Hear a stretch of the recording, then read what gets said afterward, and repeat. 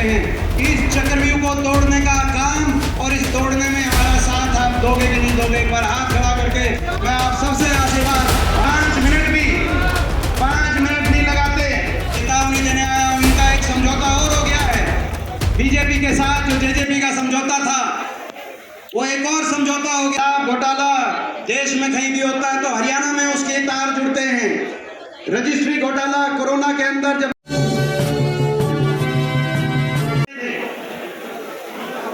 लाखों की संख्या में किसान मजदूर रहे बॉर्डरों पे, लेकिन 750 बॉर्डर से लौट के नहीं आए, उनको श्रद्धांजलि देने आया, इसका घर उजड़ गया।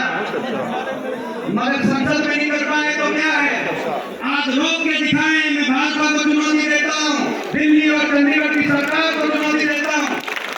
संसद में नहीं किया, लेकिन आज जन संसद में मैं आप सबसे आग्रह करता हूं, एक बार खड़ा होकर मौन रखे, आप सब खड़े होकर मौन रखे, हम अपने 750 किसान और मजदूर भाइयों को श्रद्धांजलि देंगे। मैं आप सबसे आग्रह करता हूं।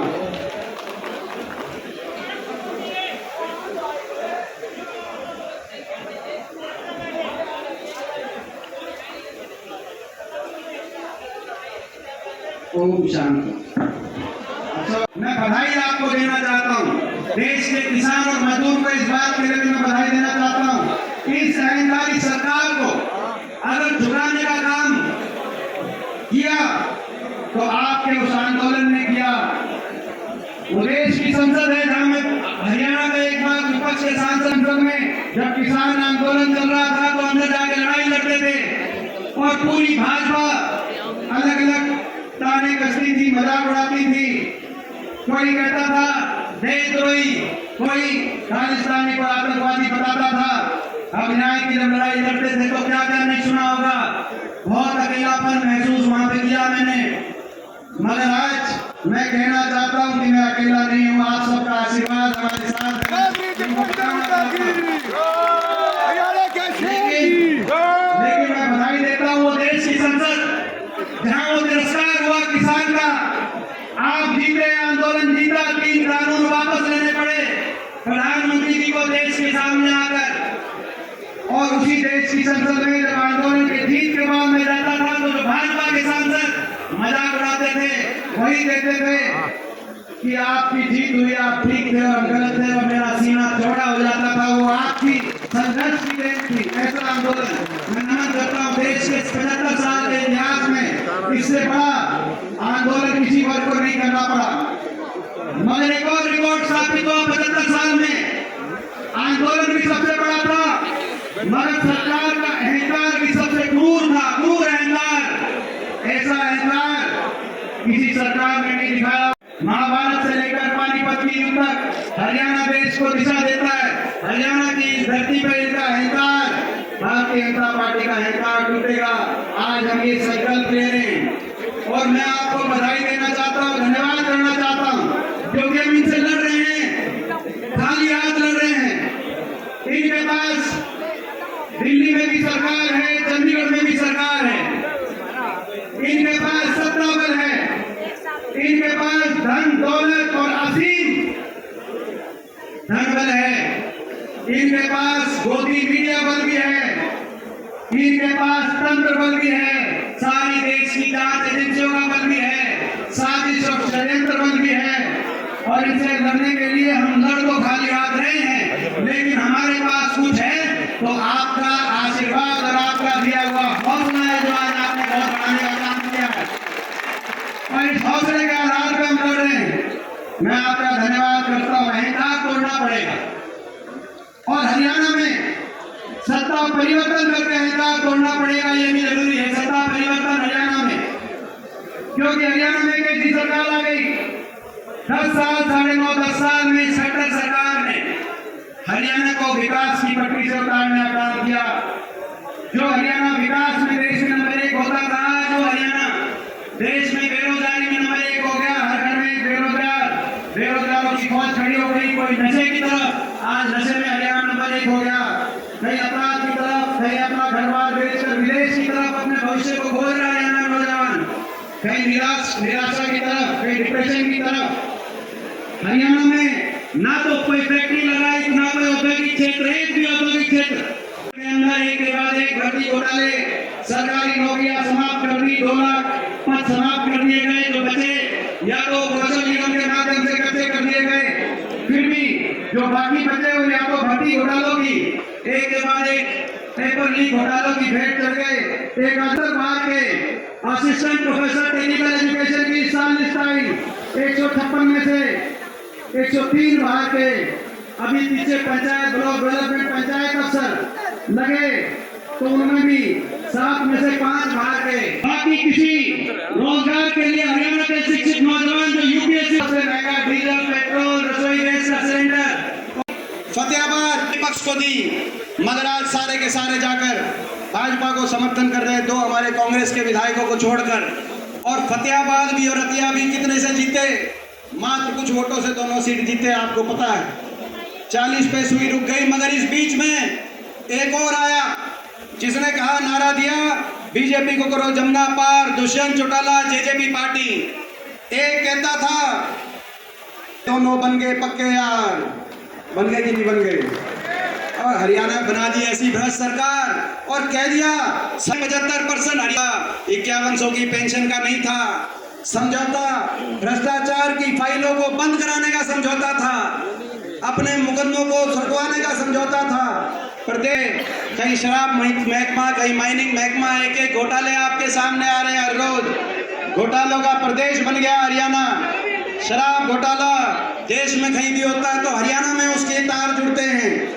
रजिस्ट्री घोटाला कोरोना के अंदर जब देश अंदर था, रजिस्ट्री घोटाला हो रहा हरियाणा के अंदर। माइनिंग घोटाला, मुख्यमंत्री कार्यालय अधिकारी जमीन घोटाले आज देश में सामने आ रहे हैं, प्रदेश में सामने भर्ती घोटाला। एक के बाद एक हरियाणा को भ्रष्टाचार की विकास को भेंट चढ़ा दिया। भ्रष्टाचार में देश में हरियाणा नंबर 1 बनाने का काम किया, मगर उससे भी बुरा काम किया। विश्वासघात, बहुत बड़ा विश्वासघात किया। किसान मजदूर नहीं आ रहा दुश्मन के वारों से, किसान मजदूर कभी नहीं आ रहा दुश्मन के वारों से, किसान मजदूर तो हारा अपने गद्दारों से। इस बात को दिल में रखना, इस बात को आप दिल से समझना जो मैं कह रहा हूँ। किया दुष्यंत चौटाला जेजेपी ने, एक बार नहीं कई बार किया। पहला विश्वासघात अपने मतदाता के साथ किया जमुना पार का नारा देके, फिर बड़े बुजुर्ग के साथ किया 5100 का नारा देकर, फिर किसान के साथ किया, किसान आंदोलन में खिलाड़ियों के साथ किया, महिलाओं के साथ किया। विश्वासघात तो किया, लेकिन विश्वासघात करने में 5 घंटे लगाए। आपको याद होगा जब नतीजा आया 2019 में, तो दुष्यंत उचाना से जीते। उचाना के लोगों से पूछा क्या करना चाहिए, उचाना के लोगों ने उस दिन कहा कि कुछ भी करना, बीजेपी को समर्थन मत देना, बीजेपी को करो जमुना ना पार के नारे पे भी वोट पड़ी हैं। मगर इन्होंने कहा कि ठीक है ऐसा करते हैं, जो 5100 की पेंशन देगा उसका समर्थन करेंगे। उचाना से गाड़ी चली थी, जींद में, जींद तक, रोहतक तक, बहादुरगढ़ तक, टिकरी बॉर्डर तक गाड़ी ठीक रास्ते पे थी। मगर दिल्ली के अंदर गाड़ी जैसे घुसी, दिल्ली के टेढ़ी मेढ़ी सड़कों पे घूम घूम के गाड़ी बीजेपी के इनेलो पार्टी, इनने तो 5 घंटे लगाए, लेकिन वो 5 मिनट भी नहीं लगाते बीजेपी को समर्थन देने। ये भी आज आपको पहचानने की जरूरत है। मैं ठीक कह रहा हूं तो एक बार हाथ उठा करके बताओ मैं ठीक कह रहा हूं। 5 मिनट नहीं लगाते। ये आज सोचना चाहिए अभय सिंह को, क्योंकि 2014 से 19 तक साहब को और मेरे को, हमको निशाने पर रखा। हर बयान हुड्डा साहब के खिलाफ आए, मेरे खिलाफ आए। हम तो विपक्ष में थे, हम तो लड़ाई लड़ रहे थे। आप खट्टर सरकार के खिलाफ नेता विपक्ष थे, उनसे लड़ाई लड़ते। बयान हमारे खिलाफ, निशाने पे हमको रखा। कहीं भी मौका हुआ तो बीजेपी को वोट दी। राष्ट्रपति चुनाव में बीजेपी को वोट दी।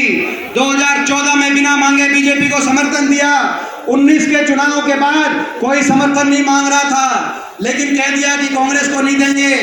अभय सिंह का बयान आया, वो तो दुष्यंत की ज्यादा सीट थी, वो पहले दिल्ली पहुंच गए।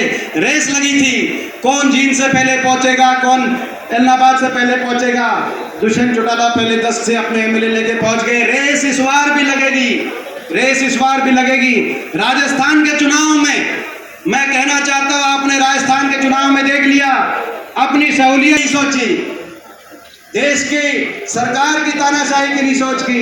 9 सीट पे गए, वहां पर बीजेपी का समर्थन किया कि नहीं किया, मैं आपसे पूछना चाहता हूं। राजस्थान में जाके जहां मौका मिला वहां बीजेपी का समर्थन किया।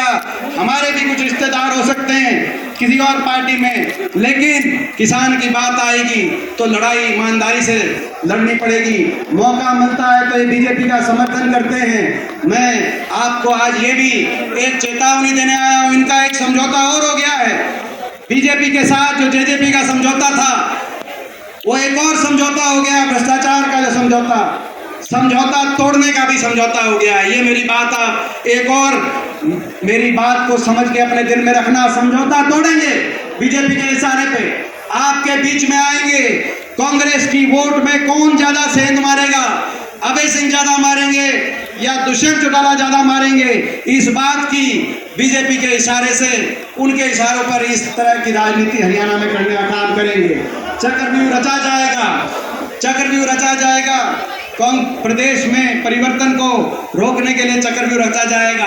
पिछले बार तो आप भी नादान थे, हम भी नादान हैं। अब आप भी समझ चुके हो, हम भी समझ चुके हैं। इस चक्रव्यूह को तोड़ने का काम और इस तोड़ने में हमारा साथ आप दोगे कि नहीं दोगे, एक बार हाथ खड़ा करके मैं आप सबसे आशीर्वाद, आप सबसे साथ में इस बात के लिए मांगता हूँ। मैं एक और बात देख, मुख्यमंत्री जी पिछले 3-4 दिन से सारा काम छोड़कर, अरे जेजेपी वाले इन्हें तो ले ही रहे, लेकिन मुख्यमंत्री जी सारा काम छोड़कर मेरे खिलाफ बयान दे रहे हैं। मैंने कुछ नहीं बोला अभी तक, उनका बयान मैं रोज सुनता हूं। मैं बोला मैंने कुछ नहीं, मगर मैं पूछना चाहता हूं मेरा क्या कसूर है? मैं ईमानदारी से इनके भ्रष्टाचार के खिलाफ बोलता हूं, मेरा ये कसूर है। मैं ईमानदारी से किसान के साथ खड़ा हुआ, देश की सरकार से दिल्ली की संसद में मैंने टक्कर ली, आंख में आंख डालकर। जिस सरकार के सामने ये लोग दब जाते हैं, क्या मेरा ये कसूर है? हमारी बेटियों को जब दिल्ली की सड़कों पे घसीटा गया, हमारी खिलाड़ी बेटियों को उनके साथ दिया, क्या मेरा ये कसूर है? अगर किसी वर्ग के साथ अन्याय हुआ और उसके साथ लड़ना कसूर है तो मैं कसूरवार हूं और मैं अपनी ये लड़ाई जारी रखूंगा। मैं किसी से ना झुकूंगा, ना मैं किसी से रुकूंगा। ये मैं आज आप, और ना ही हमारी पार्टी, और ना ही कांग्रेस पार्टी किसी से झुकेगी, ना कांग्रेस पार्टी किसी से रुकेगी। हरियाणा के कोने कोने में से एक ही आवाज आ रही है, जिस भी कोने में हरियाणा में हम जा रहे हैं वो एक ही बात आ रही है, बीजेपी जेजेपी की खट्टर सरकार जा रही है और कांग्रेस पार्टी की चौधरी भूपेंद्र सिंह हुड्डा जी और उदयभान जी के नेतृत्व में कांग्रेस पार्टी की सरकार आ रही है। और सिरसा से हम चुनौती देते हैं। सिरसा में पिछली बार 9 में से केवल 2 सीट आई थी बीजेपी की, 7 सीट आपने 75 पार को यहां से शिकस्त दे दी थी। इस बार वो 2 सीट भी फतेहाबाद और रतिया की 2 सीट इसलिए आई थी।